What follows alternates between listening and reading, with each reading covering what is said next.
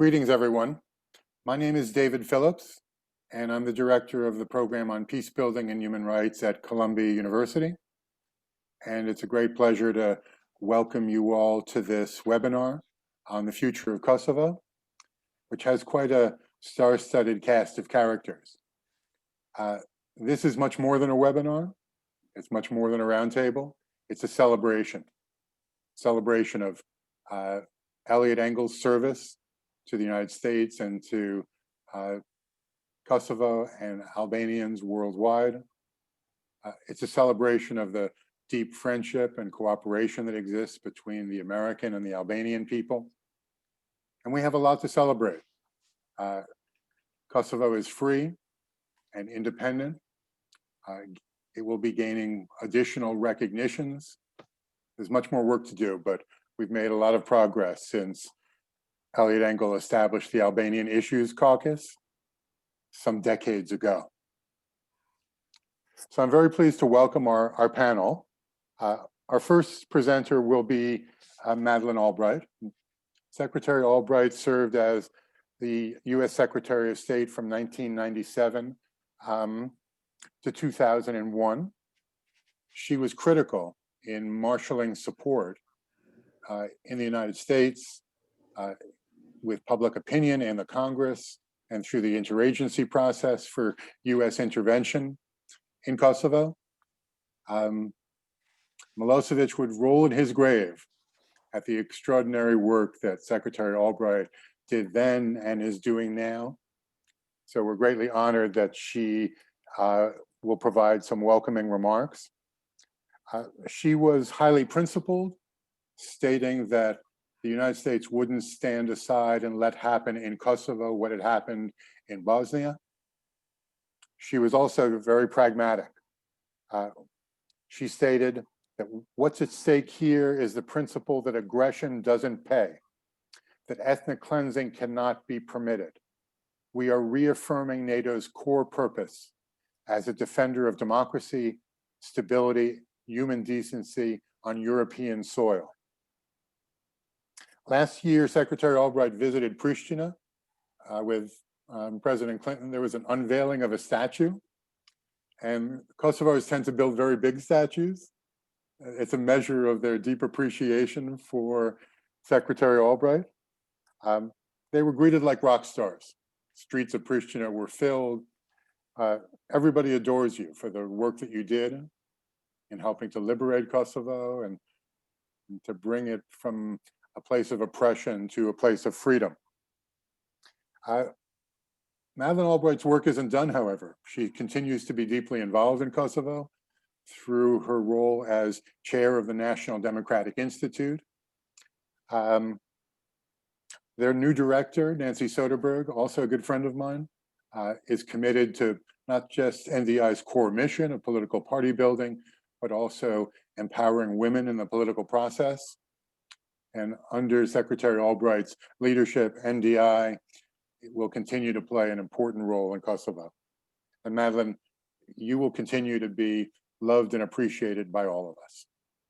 So let me give the floor to Secretary Albright, who will say a few words and then introduce General Wes Clark. Terrific. Thank you very much, David. And thank you for organizing this event today and for your commitment to human rights and for your years of friendship to Albania, Kosovo, and the Albanian American community.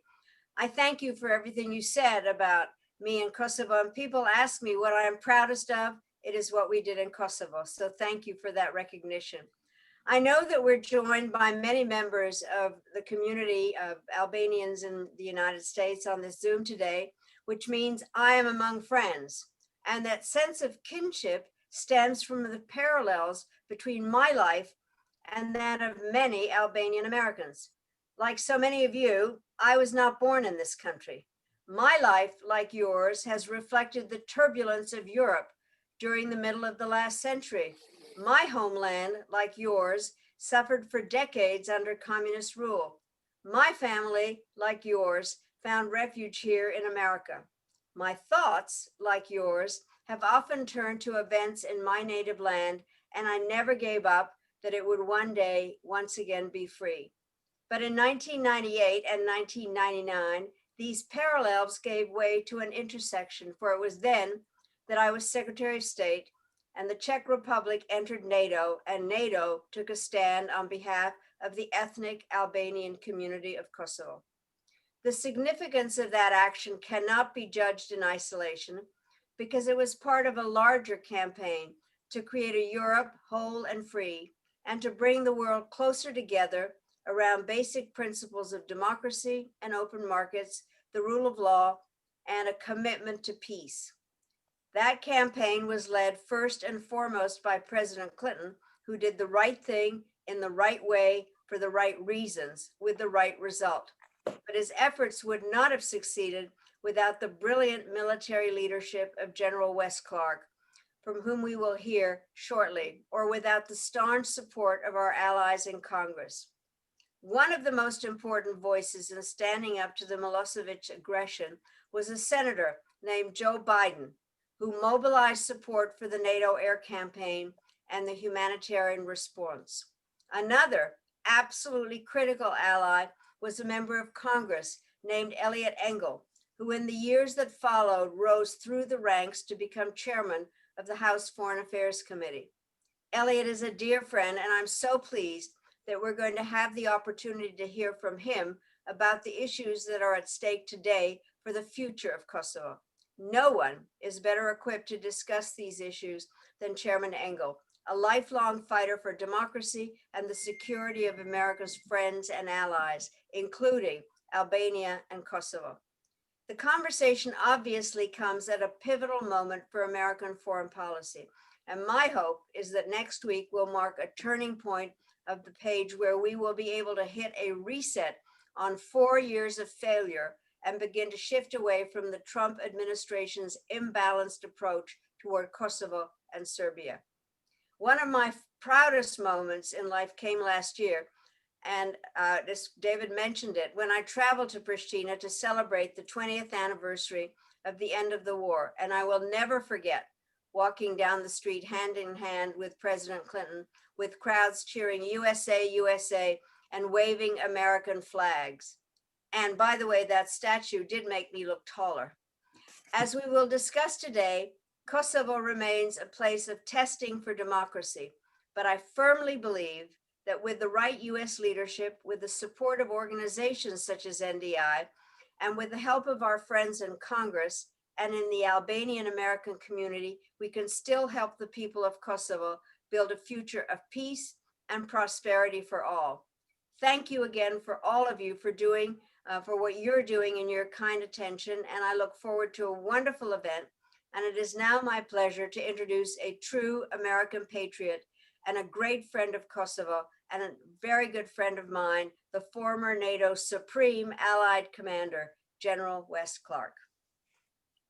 Thank you very, very much, Secretary Albright. And like you, I'd say it's been such an incredible privilege to be associated with the efforts that we made in the 1990s to live American values, to do the right thing, to have a positive place in the world. And Congressman Engel, you were a big part of that too. I remember your visits over there and how much support you gave us. And Secretary Albright, just to thank you again for all the support you've given me all these years, and especially during that time. You know, I want to just say a couple of things here. First of all, understand war is a terrible thing. When the killing starts, it's difficult to turn back. So the resort to the use of force should always be the last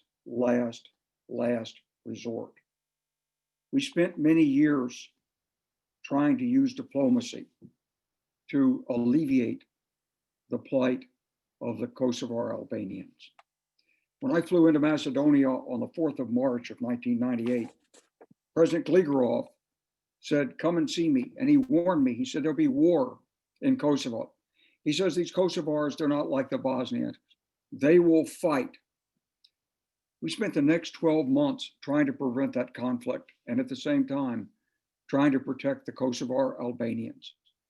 As a NATO SACEUR, I was engaged in both the diplomacy, the military preparations, and later, of course, the operations. Secretary Albright engaged the NATO ministers immediately that spring. In the summer, in June, Ambassador Holbrooke was mobilized to fly in and do his magic with Slobodan Milosevic. He had me call and speak to Slobodan. Nothing worked. Ambassador Chris Hill was sent in by Secretary Albright to try to reason with him. Didn't help.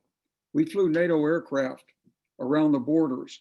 We called for a NATO activation order in September of '99. Holbrooke was put into action again to see Milosevic. We created a Kosovo diplomatic observer mission. After Holbrooke had gone in, I went in 3 times to see Milosevic. Once I came in with NATO Secretary General, once by myself, once I brought General Klaus Naumann in.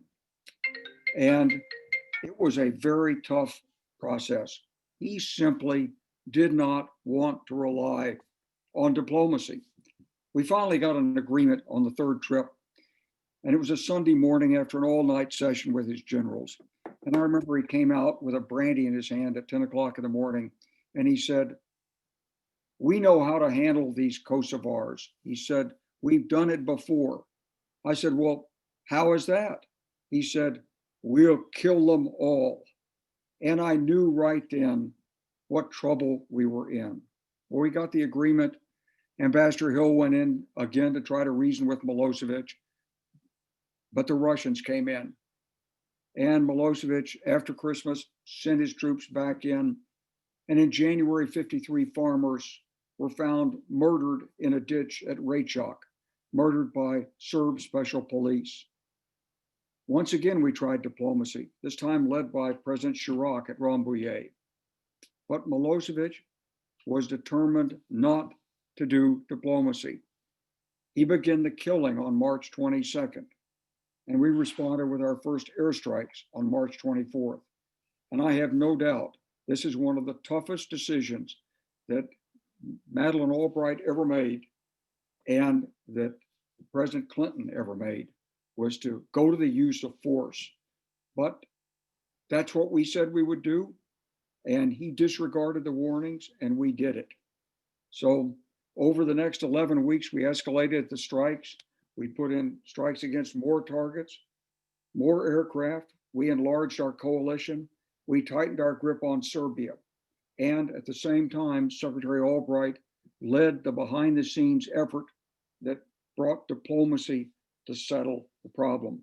Finally, with the final push over the line from the International Criminal Tribunal and the indictment of Milosevic on the 25th of May, 1999, he eventually gave in. 1.5 million Kosovars came back to their homes. And today, Kosovo is an independent country. We're very proud of what the people of Kosovo have achieved, and we're proud of having been Americans who could help. And I hope we'll always retain that special relationship that we forged together in hardship and danger and struggle for freedom from oppression for the people of Kosovo. Now the challenge is to build a strong state, economically and politically, in one of the roughest neighborhoods in the world. Just want the people to understand here that you've got so many friends. You've got so many of us who are pulling for you and doing everything we can to support you.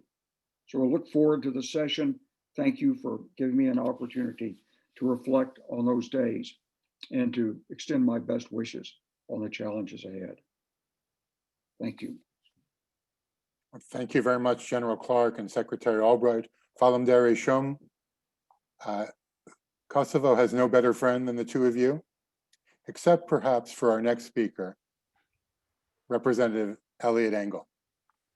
While we were talking before starting our webinar, Eliot said, "It's been an honor for me to serve in the Congress for 32 years. Well, the honor has been ours to work with you. The work that you've done on behalf of Kosovo and Albanians worldwide is extraordinary. And I know that everybody is deeply grateful. The US has no better friend in the world than Albanians, and Albanians have no better friend than the United States. And that's in large part due to the efforts over many years of Secretary Albright, General Clark, and Congressman Engel. So our format for the remaining part of this discussion is an interview format. Eliot, I'm going to ask you some questions. You're not bound by any time limit. You can answer them as you see fit. As I was preparing notes for our discussion today and rushing back to join the Zoom call, I got stuck on the New York State Thruway in a traffic jam.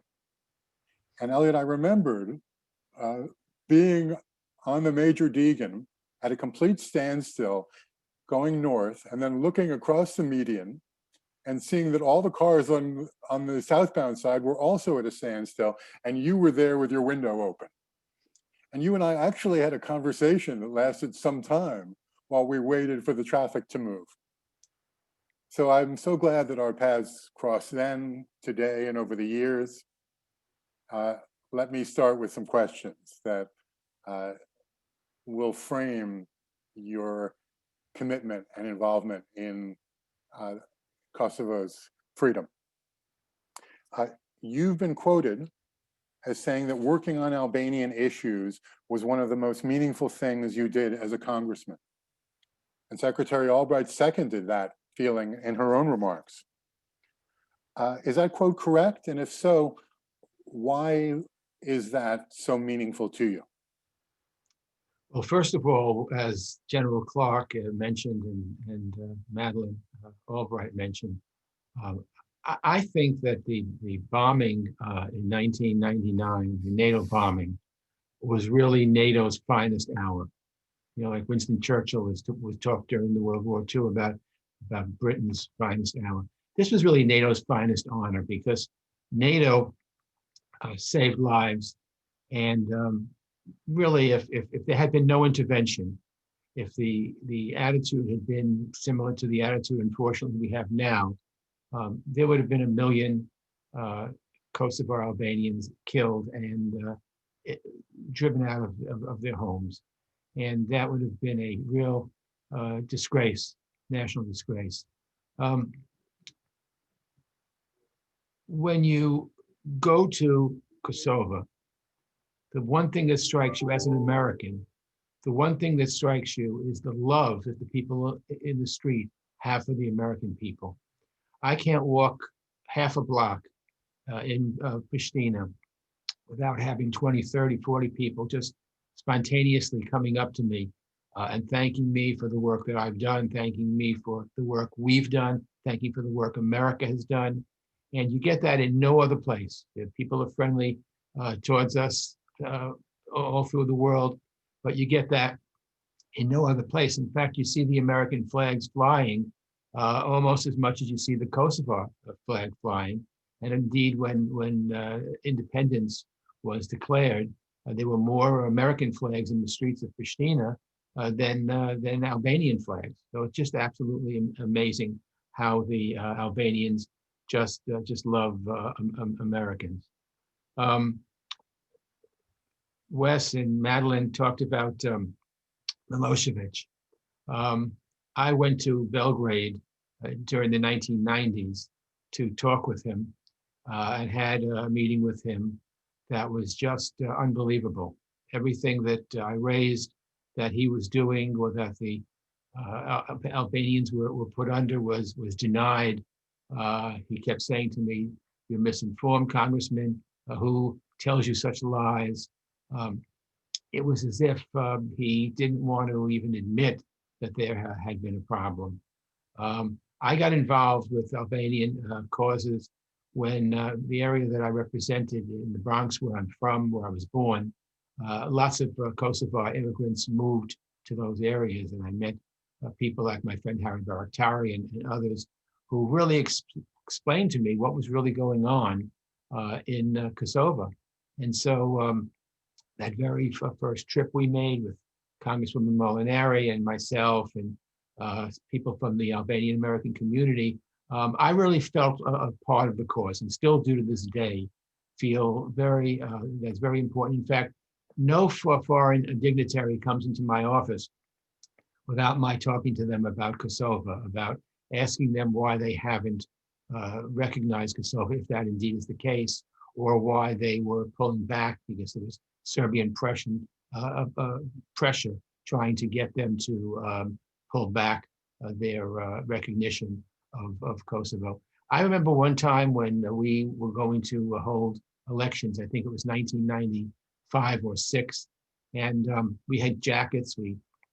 They wouldn't give us visas, so we flew into Macedonia.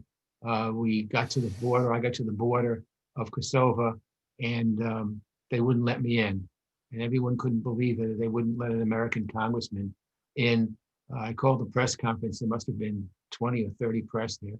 And I said that today I'm trying to get into Kosovo, and Milosevic won't let me in.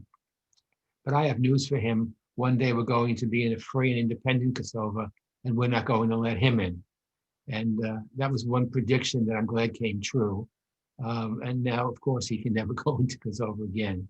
But we're still fighting, David, as you know, and as Wes and Madeleine know. We're still fighting the battles there. We still uncover dead Albanian bodies all over, mass graves. The Batici brothers, I've spoken to the new Albanian leader, Vucic. We get a lot of lip service still, but not really much progress. It still is this attitude towards Albanians and towards Kosovo. So I think that we should all be proud. I spoke at the United Nations when Milosevic was going to come. There was this huge demonstration outside the United Nations, and I was invited to speak to talk about how terrible it is. And I gave them a fire and brimstone speech, and I got carried away, and I went on and on. I got great cheers. I felt very good about it. And then I finished, and I left the podium and went in the back, and someone said to me, "Eliot, you shouldn't have said that." And I said, "What?" "Well, you shouldn't say that Milosevic should be arrested. You know he has diplomatic immunity and he can't be arrested." I said, "Yeah, I know that. That's true." I said, "Maybe that's why you're the diplomat and I'm the politician." So I want to thank you, David, for all the work that you've done, the spotlight that you have helped shine on the atrocities going on in Kosovo.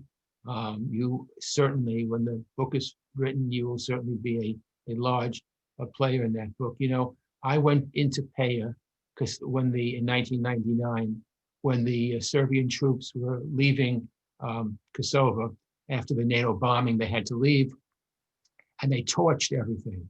So you had something like 80% of the houses in Kosovo, Albanians that left behind, were burned.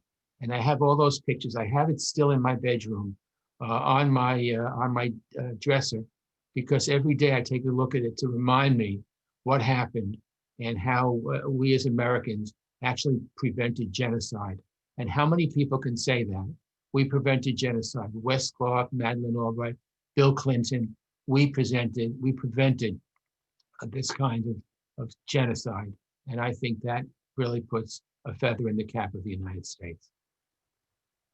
I think everybody in the webinar remembers where they were when NATO initiated its military action. Eliot, what role did you play in encouraging President Clinton to implement the activation order? And where were you when you heard that the bombing had started? Well, you know, I had heard that Bill Clinton was going to be in one of the buildings in the House. He was attending something, and I said I went up there to see if I could find him. And he was talking. They said to me, when he leaves, he's going to leave right out here. So I waited in the hallway till he came out, and he came out. And I said, "Mr. President, I have to tell you that what's going on in Kosovo today is a disgrace, and people are being killed, and people are being treated like garbage. We cannot stand by and let these people be all alone. We must do something. We just can't stand by." And he looked at me in the eye and he said, "Don't worry, we're not just standing by." When he said that to me, I knew, I had a good feeling that a bombing campaign was going to begin. And I've told the President Clinton that story a couple of times because that made me feel so, I can't say happy because it was a terrible time, but it made me proud of America. It made me proud to be an American. It made me proud that while we weren't, directly involved with it, we could have turned our backs and pretended that, nothing was going on. We chose to do what's right. Madeleine Albright has been my favorite Secretary of State for all time because she feels it in her heart and she understands what to do and she cares. And, when you are Secretary of State, I can't imagine the time that you have to spend on all these different things, but she really cares about people. Wes Clark, I was in Eastern Europe to visit some of the places where my grandparents had come from. And it was right around, I remember Thanksgiving. And I was in some place, I think it was in Odessa in Russia. And not Russia, actually, in Crimea. And I was told that President Clinton invited me to come back to Pristina and have Thanksgiving dinner with the troops. And they told me that I had to, I said, how am I going to get there? We figured out if I flew on 3 different flights, I could eventually get, and there was going to be a military plane to then take me back down to Kosovo. And I did everything. I walked into the military plane. It was 4 a.m. And there was Wesley Clark sitting there, and I had never met him before. And, he's a big shot. He's a important person. You never know how they're going to react. I had such a good time on that plane with him, just talking about stories and telling me about his experiences that I was really, I became a fan forever. So I want to thank you for putting me on a panel with these 2 giants, because then we might fool some people and they might think I'm a giant too, but no one beats the 2 of them when it comes to being giants and really saving lives. Well, you are a giant, Eliot. And it's no mistake that you're sharing the panel with other giants. There was an alignment that occurred in 1999. You leading the Congress, Secretary Albright, General Clark. I work closely with Ambassador Holbrooke. I wish that he were living and he could be here with us today. Do you know, I want to tell you, I don't mean to interrupt you, but since you mentioned Mr. Holbrooke, when I spoke at the United Nations, the story I told before, I gave him a fire and brimstone speech. There were thousands and thousands of people outside. I felt really good about it because before I went on, they said to me, give him fire and brimstone. So I went out and did it. And I opened the speech by saying that Milosevic shouldn't be allowed to speak in the United Nations. He should be arrested for war crimes. I come back to the podium. I go back to the podium. I look up, and there is people are kind of looking at me and saying, as if to say that I did something bad. And in the middle of those people was Holbrooke, who I loved, and he said to me, Eliot, you should know better. You know that he can't be arrested because he has immunity. I sort of told the story before, but I wanted to mention Holbrooke. And I looked at him and I said to him, well, again, that's why you're the statesman and I'm the politician. So. Thanks for sharing that story with us. Let's talk about Independence Day. Holbrooke wasn't there, nor were you. What happened? How come you weren't in Pristina for that occasion? Well, we were on the Foreign Affairs Committee. I wasn't the chairman of the committee yet, but I was the chairman of the subcommittee, subcommittee on Western Hemisphere, which takes in Latin America and everything in the Western Hemisphere. And we had planned a CODEL trip, a congressional trip, to go to different countries in the Western Hemisphere. And we kept hearing rumors that there might be a declaration of independence in Kosovo, but we didn't know for sure, and nobody would really confirm it. They wanted to all keep it quietly. And then I heard that it was probably going to happen, but we had already made plans to do this other thing, and I figured, well, it wouldn't really be right of me to cancel on all these people in Central and South America. So I was actually in Bolivia the night of the Declaration of Independence, and the irony is the ambassador, the U.S. ambassador, who was in Kosovo, who I got to know well during all these times, was the ambassador of Bolivia at the time, and we were in Bolivia. So it was really funny that we were in South America the same night of Kosovo independence. We had both worked hard together for that. So we had a little bit of the Balkans down in South America. But I've always regretted it, to tell you the truth, but I made up for it later on. You more than made up for it. In Peja, there's a street named after you. And I think that a section of the highway between Tirana and Pristina also bears your name. Were you there for the naming ceremony in Peja of the street? And how did that feel? It felt wonderful. Both of them felt wonderful. My reward is watching Kosovo flourish into the democracy it is today. It's really an honor to have something named after you, but obviously you don't do it for that reason. So when people spontaneously want to do that, it really makes me very happy that they feel close enough to want to do that, and of course others as well. There is another section, as you mentioned, leading from Kosovo to Albania and Albania to Kosovo, depending which way you go. It's just unbelievable to see that. And in Kosovo, they issued a stamp with my picture on it. So I always joke around to my wife. I said, they didn't give me a cheap stamp, but the stamp is a €2 stamp. That's not so cheap. So I'm on that. And the real nice thing about that is they used a picture that was about 10 years old. So I look much younger on it. Looks great. But it's really an honor. It's just an honor to have done what we've done. And, we couldn't have done it with all of us not working together. And again, Madeleine and Wes, it's just wonderful to see them. Well, you definitely left your stamp on the country. And you've also been deeply involved in helping Kosovo gain greater global recognition.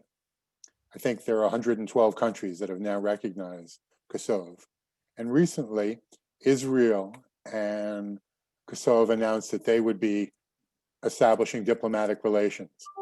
What role did you play in that? Well, I have been to Israel a number of times. In fact, the two countries that I've been to the most are Israel and Kosovo. And so I have been trying to convince the Israeli government that they ought to recognize Kosovo. There was some reluctance because they have a relationship with Serbia, and they didn't want to blow up that relationship. So there was some reluctance. I thought it would be a great thing to do because obviously Kosovo is a majority Muslim country. It's not a Muslim country that is a state religion, but majority of people in Kosovo are of the Muslim faith. And it's a very secular Muslim faith. It's not at all what we see in some of the countries. And so I wanted very much to make sure that everybody was aware that this would be a good match. Israel would have a majority Muslim country supporting them, but there was always a problem with Serbia. Serbia and Israel have diplomatic relations, and Serbia was making trouble. But I kept saying it every time I go to Israel, and every time I go to Pristina, I kept saying it. It's a natural partnership. So I'm really glad that this seems to be what's finally happening, and I'm glad about that because I think that makes a lot of sense. When foreign dignitaries come into my office to speak with me, I always look to see if their country has recognized Kosovo. And if it hasn't, before they talk to me, I talk to them and say, before we get into any of the issues, I want to get into one of my issues. And I've helped convince several countries to recognize Kosovo. Of course, Serbia is working behind the scenes trying to undo whatever was done, which I think is terrible. I've told Vučić that. I've told him that I think that we should try to bring people together, not try to do things to drive it apart. But it's little things, and then they turn into big things. So hopefully we'll get some of the recent things between Kosovo and Israel have come to light, and I hope that gets pushed through, and that we have the opportunity for Kosovo to recognize, and have a lot of other countries recognize Kosovo. You visited the Jewish cemetery in Pristina, and I think brought some minerals from the Trepsa mines to put on the ground there. Want to share that? Yeah, a Jewish tradition is when you visit a grave, you put a stone on the grave to show that you've been there, that someone has been there. When I first got to Kosovo back, I think I was in Congress 3 or 4 years only. Then Dr. Rugova was the head person fighting for Kosovo independence, and he said to me, "We have some Jewish graves, but we don't know what year they're from because in the Jewish calendar it's different. It's not 2020. It's a whole different set of numbers." So I said, "Let me go down and see. I'll try to figure it out for you." And I went down, and we figured out that the graves were about 120 years old. And I told them they were very, very interested in it. I told Rugova that people generally put stone on it. So he went up, sent some people up, and he always had these stones that were very beautiful. If you broke them in half, you'd see all kinds of patterns inside them and whatever. So he brought those stones back, and we walked around, he and I, putting stones on all the graves. And Kosovo television was there to film it. So I thought, again, look at this. It's very, very, very ecumenical. Rugova and others, are Muslims, and look what they're doing. It's really nice to see. When Rugova died, several years later, I went to his funeral, and when I did that, I walked up to his grave in his coffin. I put a stone on it because I thought that would be fitting for someone who was so concerned and wanted to do the right thing involving the Jewish graves outside of his house. So I have just wonderful, wonderful stories. Each story is just, each story in itself would warm your heart, but you put them all together, it really makes you warm. It really does. Well, we look forward to reading the autobiography and learning more about these wonderful stories. Let's turn our attention now to the present and to diplomacy that's underway. For many years, the EU facilitated a dialogue between Belgrade and Pristina. The dialogue was supposed to be about normalization, but I'm not sure we ever defined what normalization means. There were 33 agreements that were made under this EU umbrella. Many of those agreements have been stonewalled and not implemented. So what are your views about the EU dialogue and the way forward?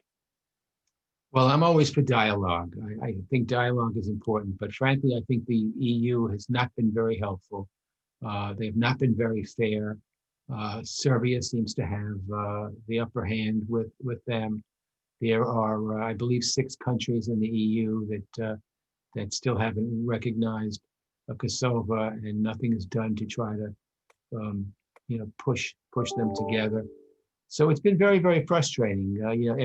Every country has, they worry about separatists in their country, and they say, well, if we recognize Kosovo and we recognize separatists, Albanians, We have movements in our country of separatists. We don't want to add to it. We don't want to make it seem like it's the norm. I got that from in Madrid, in Spain, and you can go down, the fight in Greece. So, it's just part of that. I regard as excuses to not move, and we shouldn't allow that to happen. But the United States should, in my opinion, play a bigger role. I'm glad that again, as I mentioned before, that Israel and Kosovo are going to recognize each other. But I think the United States should get our European allies to be a little more helpful in this regard than they've been heretofore. At a crucial moment in the EU facilitated process, we got sidetracked for several years by a discussion over territorial swaps and partition. And there was no progress as a result of that. What was your view about the whole idea of partition? And what's the status of it now? Well, I was and still am opposed to partition. I think that once you start moving borders in the Balkans, of all places, when does it end? Where does it end? When does it end? You open up a Pandora's box for all these other places, Bosnia, and you just run down the list. So I don't think that that's a smart thing to do. I am convinced that Vučić, that was Vučić's plan. He wanted border changes. I met with Vučić twice in my office in Washington and twice in Munich, in Germany, at the Munich conference held every February.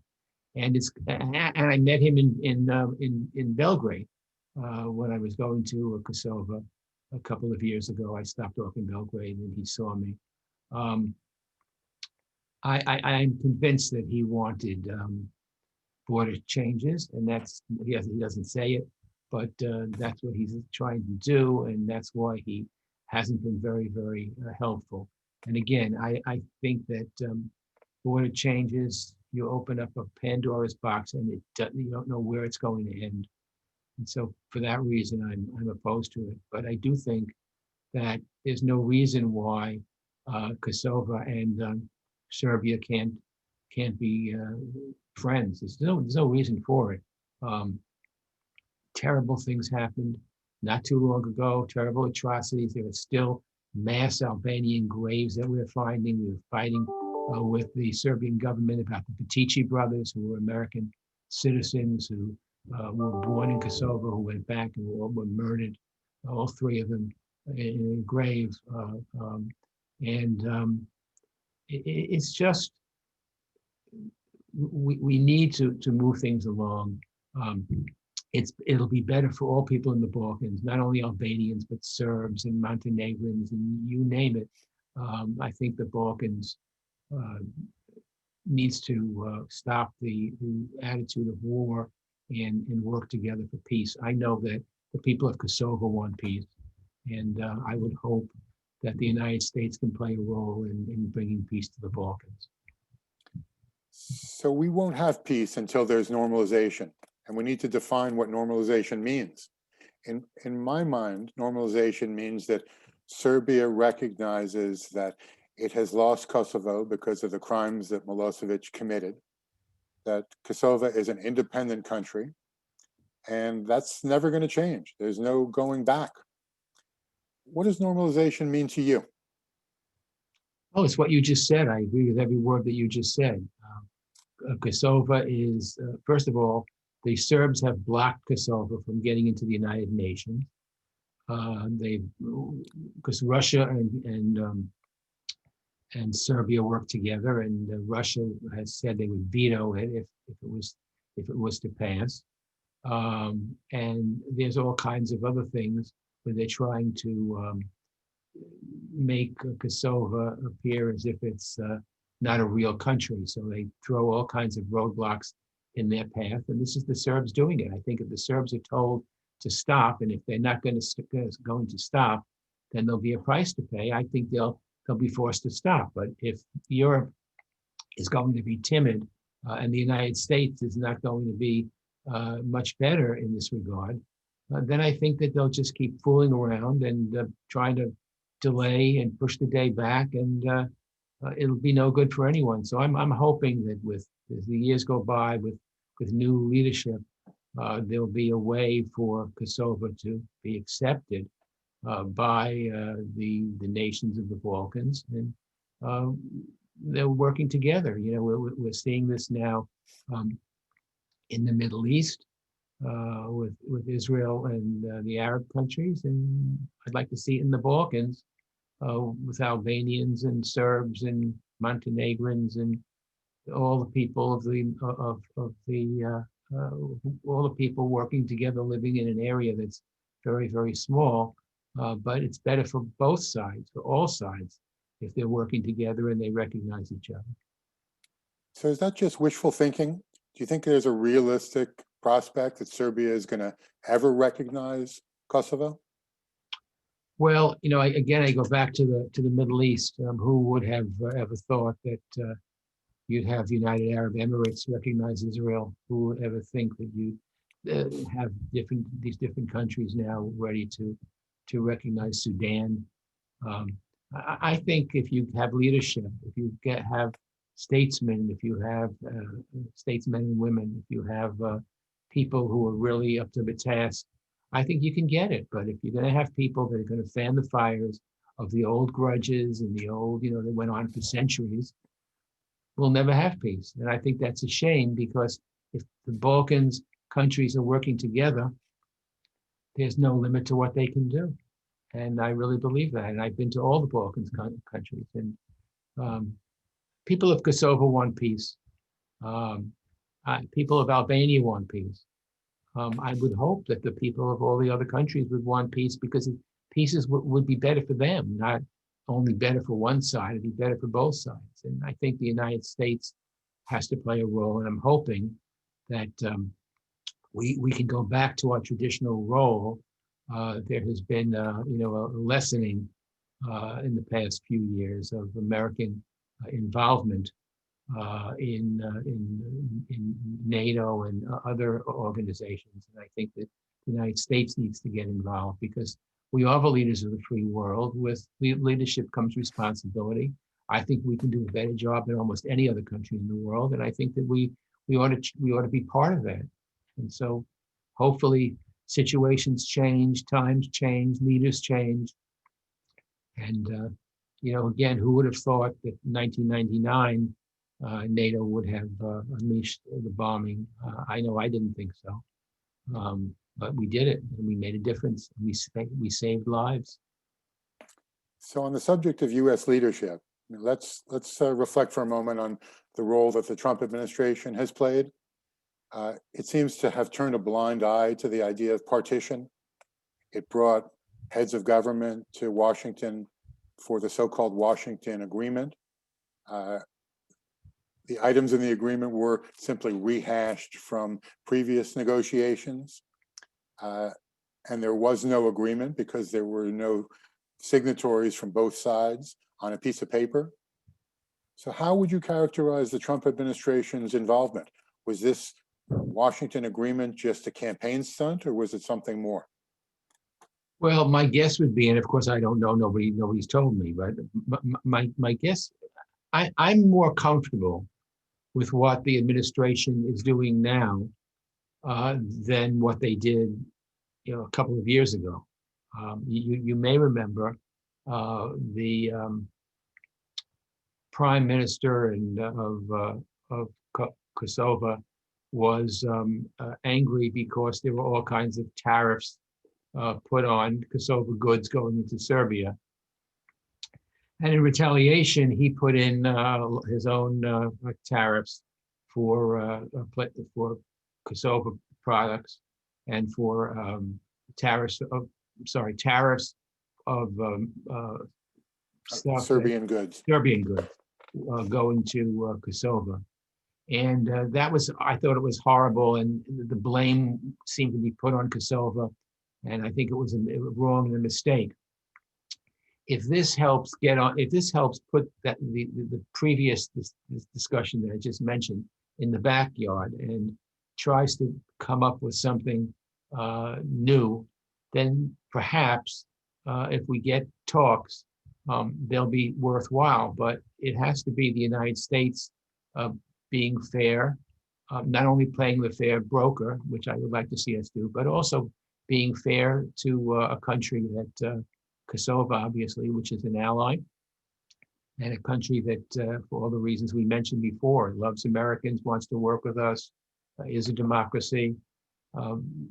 Whatever administration there is, and as we do this, we're a few days away from election, I think the United States has got to get involved in a lot of these things. We cannot put our head in the sand and say, well, what do we care about what goes on 6,000 miles away? Well, we do care. We should care, because we've seen how little skirmishes become big wars. And I think only the United States can prevent it. So I hope that whatever administration we have as president or Congress, that we understand that it's good for the United States to ensure that freedom flourishes around the world. Not just only good for that region, but good for the United States as well.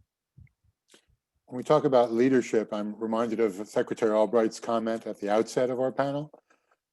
She remarked on the role that Joe Biden played over the years, raising support to oppose Milosevic's ethnic cleansing in Bosnia, supporting Kosovo's independence. You worked closely with Senator Biden during those years. To me, that represents the kind of leadership that Kosovo needs and the United States needs at a crucial moment in our history and in world affairs. Well, Senator Biden, Vice President Biden, President Biden, he was always involved and interested in world affairs. Always, first as obviously as a member of the Senate, he was one of the people that I always relied on to listen to statements he made and what he can say.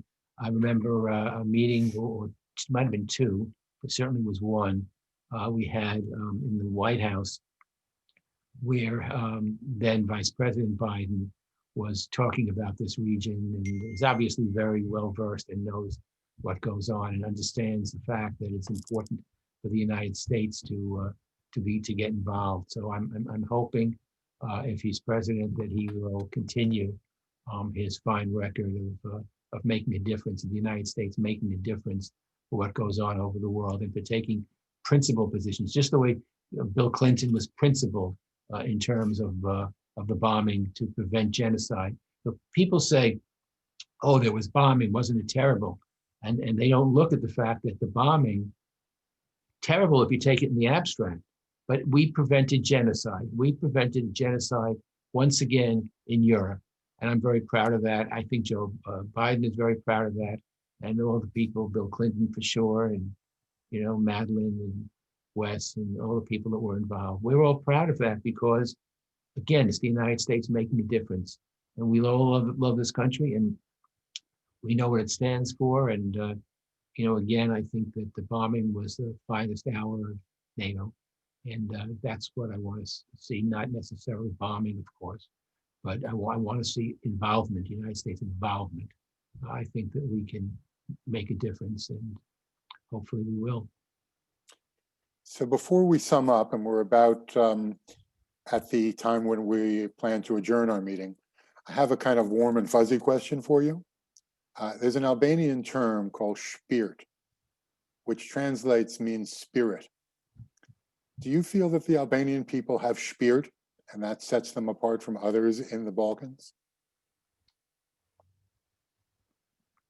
I tell you, as I mentioned before, I think that they want to be part of an alliance with the United States of America.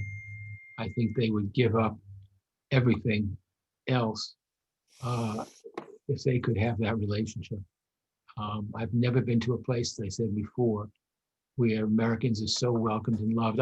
I can't walk a half a block in Pristina without people stopping me and asking me if they can take pictures. In fact, I was with my wife the last time, and I said to her, you see, people actually want to take pictures with me. We were laughing because it was just unbelievable. It's an outpouring of love. It really is. I know it may sound corny, but when I talk to diplomats and I go to different countries, American diplomats, and I always say that no American will ever be treated better than they're treated in Kosovo. The American diplomats always agree with me. They say, you're right. And people, they say, American diplomats who have been to Kosovo get spoiled because they're treated so well by the population, so well by the government. They get another assignment a couple of years later, and it's not half as good. And so, I don't know about the term, but whatever it is, whatever my friends in Kosovo say, I generally go along because they've got good heart, they love our country, and I love them. Well, what we do know, Eliot, is that you are loved and you are deeply appreciated. Without your involvement, genocide would have occurred in Kosovo, and many, many people who are alive today would have perished. So I think all 400 people who registered for this Zoom call owe you a deep debt of gratitude for the work that you've done in Kosovo, for the lives that you've saved, for the principled way you've handled your affairs as a member of the US Congress, as a representative of the United States, and as a friend of the Albanian people. So on everyone's behalf, I want to say thank you, express our deep appreciation and respect to you. After 32 years in Congress, your work as a public servant isn't finished yet. We'll find additional work for you to do. So thank you on everyone's behalf. Let me just say that we have scores of questions that have come in, like 60 questions from the audience. Because this is a short session, we really didn't have time to address them, but we'll organize those questions and provide them to you. So I want to thank you and Secretary Albright and General Clark for being a part of this discussion. Thank you, David, and thank you for everything you've done through the years. You have played down your role, but you have always been there, always been working with us, always been fighting for the right things. And I think that you have a lot to be proud of with the work that you've done. And I want everybody to know that that story about the Major Deacon Highway is absolute truth. Anyway, that was a funny thing, but it must be a reason for it. Well, you've inspired all of us. You've definitely inspired me, and we will continue our efforts on behalf of Kosovo, and we'll continue to follow the example that you've set. So with that, we are adjourned. I'd like to thank you and thank everyone who joined the call, and we look forward to continuing our joint efforts together. So thank you all. Notanimir.